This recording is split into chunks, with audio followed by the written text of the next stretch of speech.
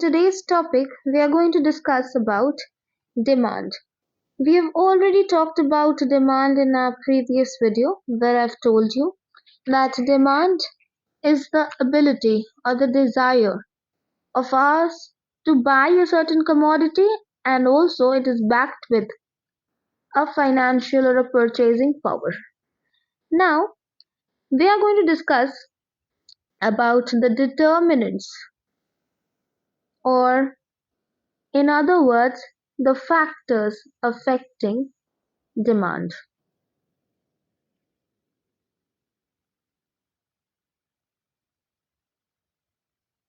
Factors affecting demand. It's very important for us to assess the determinants or the factors affecting demand in order to understand demand of a certain commodity in a better manner, because it actually affects the demand for that particular commodity. The first point that we are going to discuss about is the price of own goods. By the term own goods, we mean the demand for the commodity we are talking about. How does its price affects its demand? If we take, for example, any normal goods, like for an example, we can take eggs maybe. Now you see, if the price of eggs increases, the demand for it will decrease. Why? Because if the price of it is increasing, then many of us may not be able to afford eggs, so the demands of it will fall.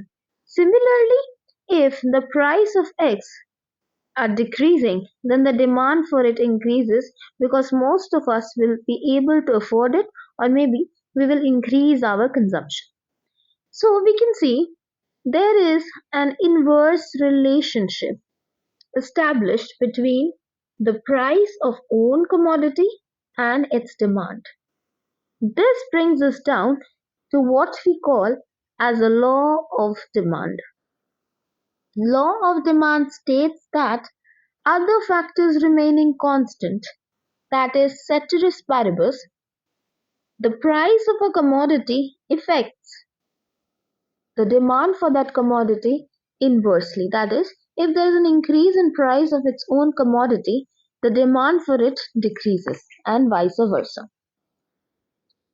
Now we are going to discuss about the second point, that is price of related goods. By the term related goods, we mean that the goods that are related to the good whose demand we are concerned with. That is, for an example, if I am talking about a good A, then how does the demand for A gets affected because of the change in price of commodity B? So this is what we mean by related goods. Now there are basically two types of related goods, two distinct types of related goods. The first one is called substitute goods. And the other one is named as complementary goods. Both of them are related to the goods we are concerned with. Now, by substitute goods, first we will understand this with the help of a classic example, that is tea and coffee. First, we need to understand what are substitute goods. Substitute goods are, as the name suggests, substitute to each other. That is, it is a replacement for the other one. If a person is consuming tea, that means the person will not consume coffee. Similarly, if a person is consuming coffee, he or she cannot consume tea at the same time. So which means either of the two will be consumed at a time. Now, if for an example, the price of tea is increasing, then the demand for coffee will increase. Why? Because if the price for tea increases, then it will become unaffordable for a certain people. So they will shift from the consumption of tea to coffee. They will rather prefer having coffee than tea. Similarly, if the price of tea decreases, people would shift their preferences from coffee and move to tea because now tea becomes more affordable than coffee. Therefore, the demand for tea also decreases. This demand for coffee decreases. Now see, we can see with these examples, we will understand that there is a direct relationship. So a direct relationship is established between the price of own goods and its substitute demand for its substitute goods. So a direct relationship is established. Now we will move to the other type of related good, which is called the complementary good. As the name suggests, by complementary goods we mean that the goods that are consumed together. We can take an example to understand things better, like ink and pen. Ink is of no use if we do not have a pen to put it in. Similarly, pen is useless without an ink. So both need to be consumed together. Now, for an example, if the price of ink increases, then the demand for pen will fall because on increasing price of ink, people will not be able to afford ink, so even if the price of pen remains constant, it becomes unaffordable for a person because pen is of no use to a person if ink is not in it. So people may shift their preferences to maybe pencil. Similarly, vice versa. Like if the price of ink decreases, the demand for pen will also increase. So we can see there is an inverse relationship.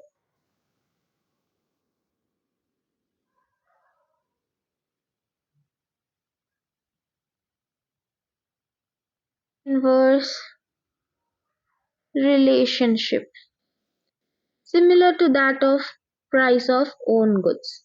An inverse relationship is established. Now once we are done with it, we will move to the next determinant, that is income of a consumer. So the third point is income of the consumer.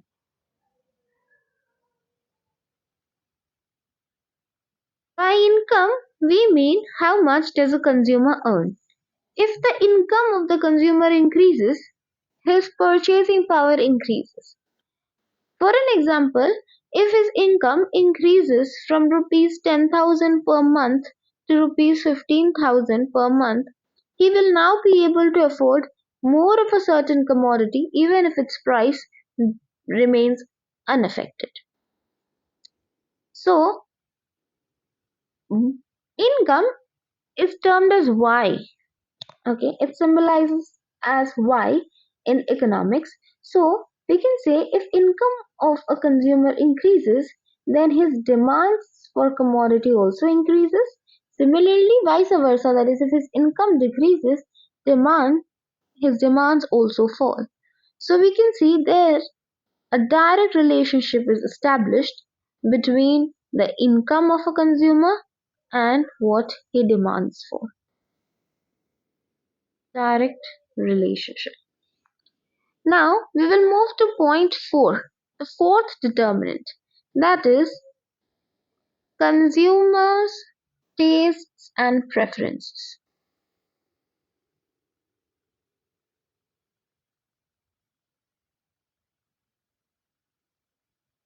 Now, If the consumer's taste and preferences are in favor of a commodity, then the person will tend to purchase more of that commodity even if its prices are increasing or decreasing. But if they are in favor of that particular commodity, then they will purchase it. Similarly, if they do not like that commodity at all and they are not at all interested in purchasing that commodity, that is, if their tastes and preferences are against the commodity, then they will not purchase that commodity. So, if the tastes and preferences are in favor, then the demands will go high. And if they are not in favor, that is, if they are against, then their demands will fall. Now we will move to the fifth determinant. The fifth determinant is consumers'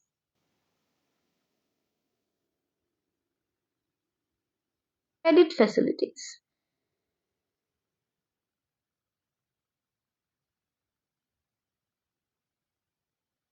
Credit facilities forms a very important point, especially in today's world.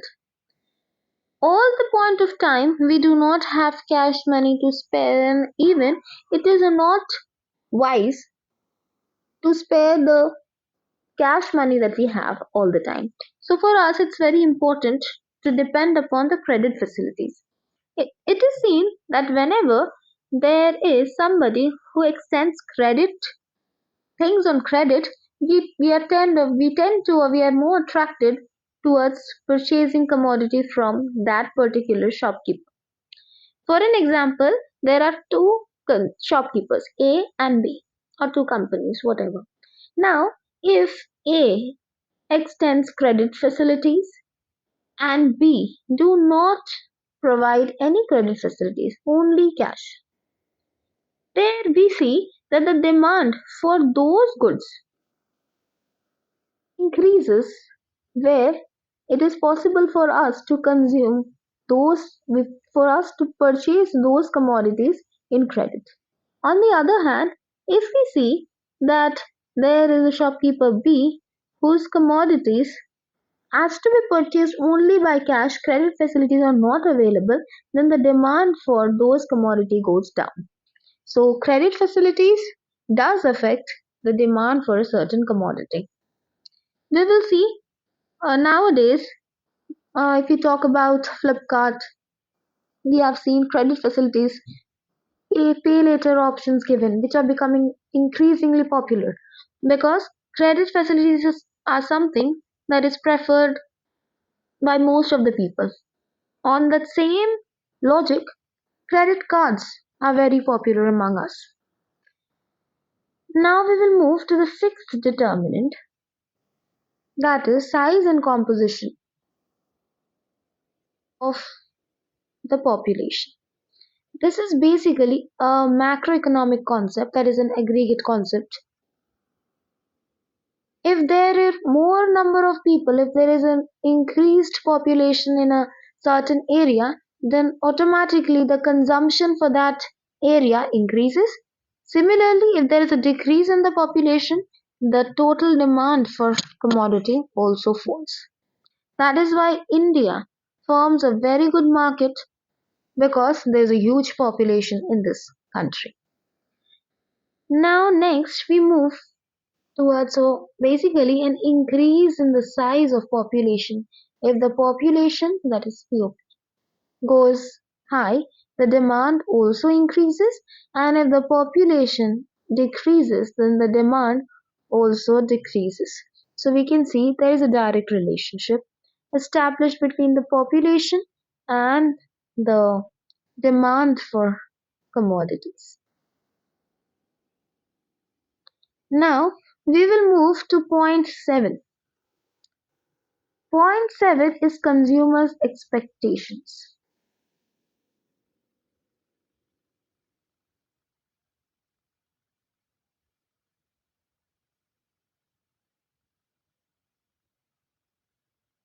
Like consumers' expectations, these basically regards to the future prices, the income or the availability of a certain goods. It plays a very important role in determining the demand for a certain commodity. Now, most of the speculative type of goods basically comes under this point.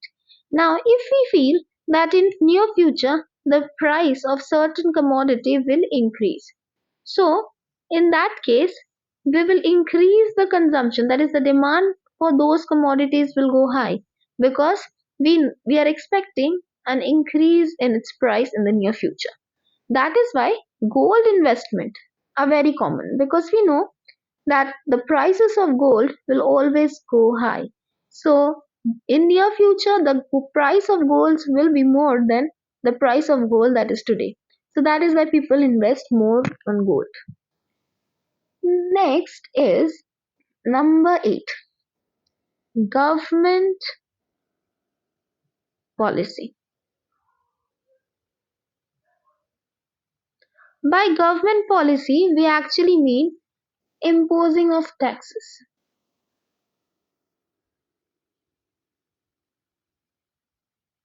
and even subsidies. Now, if the government imposes taxes on various commodities in any form, like the sales tax, excise duties, now we've got GST, then the price of the commodity naturally increases. So, that is why the demand for it will fall. So, if the taxes are increased, then it causes the price of the commodity to increase. Therefore, the demand for it decreases. Similarly, if tax is reduced, then it will affect the price of the commodity, that is the price of the commodity falls, therefore the demand for it increases. So we can see there is an inverse relationship that is established between the tax and the demand for the commodity. Inverse relationship. Now we're going to move to the point, the last point that we have, that is distribution of income. Distribution pattern. Distribution of income is basically, if the distribution of income in a country is unequal, then there will be more demand for luxury goods. So, if we have got unequal income distribution, that is, some people are very rich and some people are very poor, there is no parity between them, then in that cases we will find in unequal distribution of income, these kind of areas, there are more demands for luxury goods. So the demands for luxury goods goes high. Similarly, if the income is evenly distributed, then necessary goods are mostly consumed. So in case of equal distribution, necessities, their demand will increase. So these are the basic determinants of demand with which we can form the demand function. Demand function. Demand function is nothing but the functional relationship that is established between the demand of a product or a commodity and its determinants. It is written as dx is equal to, it's that is the function of demand, it is dependent upon it is a functional relationship between its determinants. Here price of own goods, it is termed as px, comma, price of related goods termed as pr, income, tastes and preferences, future expectation, government policy, etc. So whatever these points are there, this will be written here.